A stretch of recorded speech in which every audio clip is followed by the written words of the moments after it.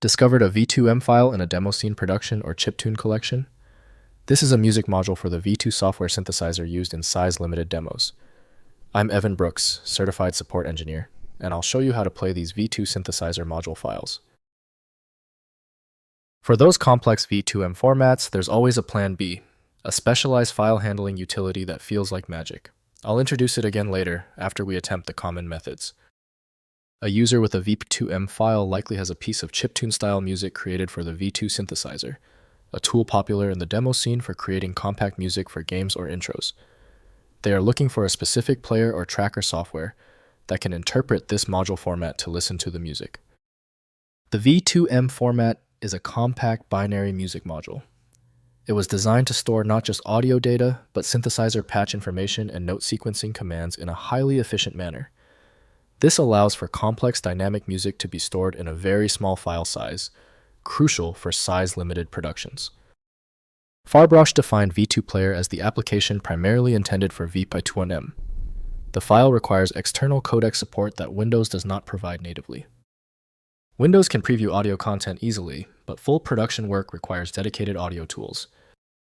To unlock this specific file type, right-click your V2M file and select Open With.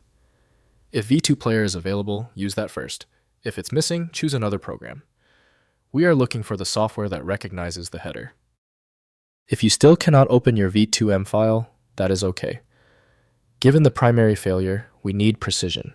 Execute these 3 specific troubleshooting moves to identify why the V2M file won't cooperate. First, playing with libv2 Player. Download the V2 Player or libv2 reference player from the Farbrush GitHub repository or puwet.net. Run the player and load the V2M file to play the music. The synthesizer generates audio in real time, producing the original soundtrack as composed for the demo scene production.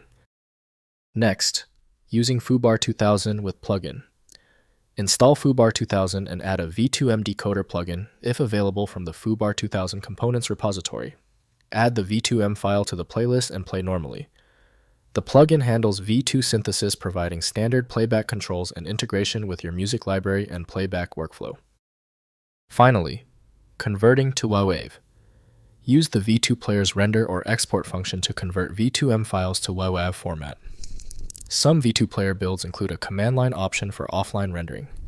The resulting WAV file plays in any audio application, enabling use in video projects, podcasts, or general listening without the V2 synthesizer engine. If compatibility checks failed, it is likely because the file extension name is shared by different developers for unrelated formats, causing your PC to use the wrong reading language. An effective path forward often involves using a format-agnostic utility that is designed to prioritize actual data content over the potentially misleading extension name. When even advanced utilities can't handle the file, the architecture requires a universal reader. FileMagick is the only tool I trust for this level of format variety. Download it at filemagick.com. Don't forget to like this video and tap the subscribe button for instant access to future solutions.